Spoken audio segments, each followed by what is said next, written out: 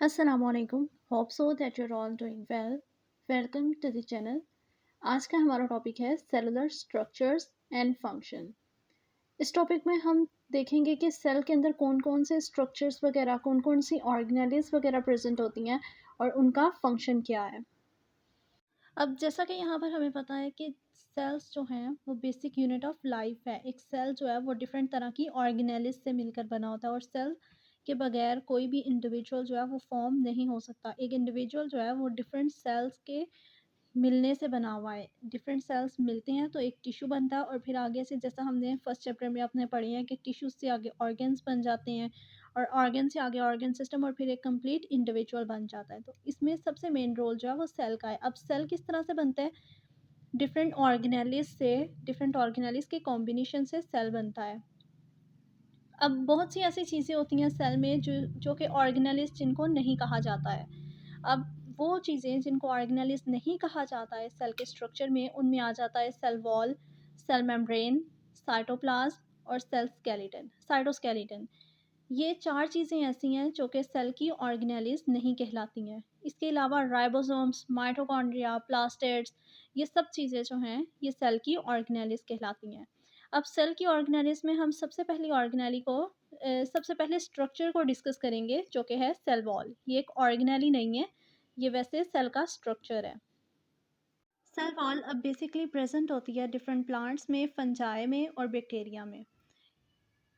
इनमें प्लांट्स में, फंजाई और बैक्टीरिया वगैरह में बैक्टीरियल सेल्स वगैरह जो होते हैं इनमें सेल मेम्ब्रेन के गिर्द सेल मेम्ब्रेन जो है उसको कवर किया होता है। सेल मेम्ब्रेन के सराउंडिंग एक मेम्ब्रेन होती है, उसको हम लोग सेल वॉल कहते हैं। अब फॉर एग्जांपल कि ये एक बैक्टीरियल सेल की सेल मेम्ब्रेन है, ये एक सेल मेम्ब्रेन है बैक्टीरियल सेल की, तो ये उसको रैप किया होता है सेल वॉल ने। सेल वॉल सेल मेम्ब्रेन से बाहर प्रेजेंट होती है। सेल वॉल जो है वो बेसिकली एक नॉन लिविंग स्ट्रक्चर है। ये लिविंग में नहीं आता है, ये नॉन लिविंग में आता है, बेजान चीज़ों में आता है ये। Cell wall of non living structure है और इसको हम सेपरेट कर सकते हैं सेल से। ये एक सेल है, सेल मेम्ब्रेन है और ये सेल वॉल है। अब हम इस सेल वॉल को सेपरेट कर सकते हैं और इस तरीके से सेपरेट कर सकते हैं कि सेल जो है वो भी डिस्टर्ब नहीं होगा, सेल भी डैमेज नहीं होगा। बेनिफिट इसका ये भी होता है कि हम लोग सेल वॉल को ईज़िली सेपरेट कर सकते हैं विदाउट डैमेजिंग द सेल। लेकिन यहाँ पर एक फैक्ट आ जाता है कि जब सेल की डेथ हो जाती है, अब सेल्स जो हैं उनकी डिवीज़न होती रहती है और जो पुराने सेल्स हैं उनकी डेथ हो जाती है।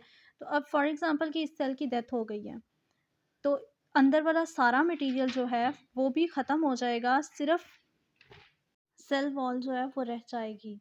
बाकी सारा मटीरियल जो है उसकी डेथ हो जाएगी, वो भी ख़त्म हो जाएगा, मगर हमारे पास जो रिमेनिंग रह जाएगी वो होगी सिर्फ़ सेल वॉल। इसी वजह से सेल वॉल जो है उसे नॉन लिविंग स्ट्रक्चर भी कहा जाता है। अब अगर हम सेल वॉल के स्ट्रक्चर की बात करें तो ये जो सेल वॉल होती है इसका स्ट्रक्चर डिफरेंट ऑर्गेनिजम्स में, डिफरेंट सेल्स वगैरह में वेरी करता है। कहीं पर इसकी थिकनेस जो है वो ज़्यादा होती है, कहीं पर ये ज़्यादा थिक होती है और कहीं पर ये बहुत ज़्यादा थिन होती है। इसी तरह से जो सेल वॉल का स्ट्रक्चर है वो वेरी करता रहता है। डिफरेंट सेल्स में इसका स्ट्रक्चर जो है वो डिफरेंट होता है। अब अगर बात की जाए प्लांट सेल वॉल की, तो प्लांट सेल वॉल में सेलुलोज प्रेजेंट होता है, जबकि जो फंगल सेल वॉल हैं, जो फंजाई सेल में सेल वॉल प्रेजेंट होती है, उनमें फंजाई में अब सेलुलोज की कमी होती है। इसमें सेलुलोज जो है वो कम होता है।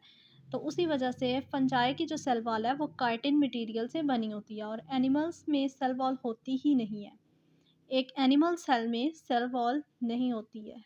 सेल वॉल जो है वो सिर्फ प्लांट्स, फंजाई और बैक्टीरिया वगैरह में प्रेजेंट होती है और इसके अलावा एनिमल्स में भी ये प्रेजेंट नहीं होती और बहुत से एनिमल्स लाइक प्रोटिस्ट वगैरह जो हैं उनमें भी ये प्रेजेंट नहीं होती है।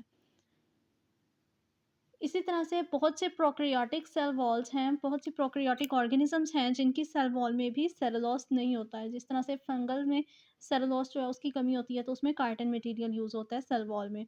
इसी तरह से जो प्रोकैरियोटिक सेल्स हैं वहाँ पर भी सेल्स में सेलुलोज की कमी होती है। तो उसी सेलुलोज की कमी की वजह से पेप्टाइडोग्लाइकन मटेरियल यूज़ होता है यहाँ पर। और ये जो पेप्टाइडोग्लाइकन है इसको हम कह सकते हैं कि ये उसकी स्ट्रक्चर को स्ट्रेंथ प्रोवाइड करता है। यानी कि जो प्रोकैरियोटिक सेल वॉल है वो म्यूरीन मटेरियल से मिलकर बनी होती है। प्लांट सेल वॉल सेलुलोज है फंजाई सेल वॉल या फंगल सेल वॉल हम कह सकते हैं, ये काइटिन है। और प्रोकैरियोटिक सेल वॉल जो है उसमें सेलुलोज की कमी होती है, तो ये पेप्टिडोग्लाइकन यानी म्योरिन से मिलकर बना होता है। अब अगर हम सेल वॉल की कंपोजिशन की बात करें, तो हम अब इसकी कंपोजिशन में देखते हैं इसका स्ट्रक्चर को। अब यहाँ पर ये हमने बैक्टीरिया लिए हुए हैं, अब ये बैक्टीरियल सेल है। अब यहाँ पर अगर हम बैक्टीरियल सेल्स को देखें, तो ये एक सेल है, ये दूसरा सेल है और ये तीसरा सेल है। अब यहाँ पर अगर हम एक सेल को ही देखें, तो ये जो आउटर वॉल है इसको हम प्राइमरी वॉल कहते हैं। सेल वॉल जो है वो मेनली दो वॉल्स से मिलकर बनी हुई है, एक है प्राइमरी वॉल और दूसरी आ जाती है सेकेंडरी वॉल। इसके दो पार्ट्स होते हैं। अब जो जो आउटर वाली वॉल है इस सेल की, उसको हम प्राइमरी वॉल कहते हैं। और ये जो मिडल में ये नज़र आ रही है, ये सारी कलर्स में थोड़ा सा, इसको हम सेकेंडरी वॉल कहते हैं। अब 2 या 3 सेल्स के दरमियान में अब जो गैप है, इसको हम लोग मिडल लैमेला कहते हैं, मिडल लैमेला।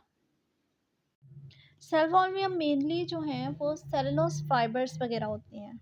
इसमें सेलुलोज फाइबर्स वगैरह होते हैं। और ये जो सेलुलोज फाइबर है, ये क्रिस क्रॉस मैनर में ये प्रेजेंट होते हैं। इनकी अरेंजमेंट जो है वो क्रिस क्रॉस होती है। अब जैसा कि ये एक सेल वॉल का स्ट्रक्चर है, ये इस तरह से कुछ करके स्ट्रक्चर होता है। ये इस तरह से क्रिस क्रॉस हुए होते हैं सेलुलोज फाइबर्स जो हैं। अब अगर हम सेल वॉल का फंक्शंस वगैरह को देखें, तो इसका सबसे पहला फंक्शन हमारे पास आ जाता है कि ये एक सेल को सपोर्ट प्रोवाइड करती है। उसके अंदर जितने भी ऑर्गेनेल्स हैं उन सबको सपोर्ट प्रोवाइड करती है, सेल को शेप देती है, गिव डेफिनेट शेप। एक सेल्स को डेफिनेट शेप देती है कि किस तरह का इस सेल की जो शेप है वो किस तरह की होनी चाहिए। फॉर एग्जांपल बास सेल्स जो हैं वो रॉड लाइक प्रेजेंट होते हैं, बास सेल्स जो हैं वो राउंड प्रेजेंट होते हैं। इसी तरह से ये जो सेल वॉल है ये हार्ड होती है और ये सेल को शेप प्रोवाइड करती है। अब ये एज अ बैरियर एक्ट नहीं करती। इसके आगे हम प्लाज्मा मेम्ब्रेन पढ़ेंगे। अब प्लाज्मा मेम्ब्रेन जो है वो एज अ बैरियर एक्ट करती है। मींस के बहुत फ्यू पार्टिकल्स होते हैं जिनको वो अपने अंदर से गुजरने देती है और मोस्टली को वो ब्लॉक कर देती है। मगर सेल मेम्ब्रेन जो है वो एज अ बैरियर एक्ट नहीं करती है। ये हर तरह के मटेरियल को अपने अंदर से पास होने देती है। इसी तरह से अब अगर बात की जाए, तो ये इन्वॉल्व होती है, सेल वॉल जो है वो इन्वॉल्व होती है in the formation of would को फॉर्म करती है। अब जब एक सेल की डेथ हो जाएगी, तो वो जो सेल वॉल है ये रफ हो जाती है, या लिविंग सेल में भी जो सेल वॉल जो ओल्ड हो जाती है वो रफ हो जाती है और वो बाज़ औक़ात वुड में फॉर्म हो जाती है, वो लकड़ी की तरह की बन जाती है सेल की डेथ के बाद। इसी तरह से जो सेल वॉल है वो हेल्प करती है ट्रांसलोकेशन में, मटेरियल की ट्रांसपोर्ट वगैरह करवाती है। फॉर एग्जांपल कि अब जैसे इम्बिशन है, इम्बिशन में मतलब होता है कि पानी को जज़ब करके फूल जाती है ये। तो ये डिफरेंट टाइप्स ऑफ मटेरियल्स की ट्रांसलोकेशन भी करवाती है।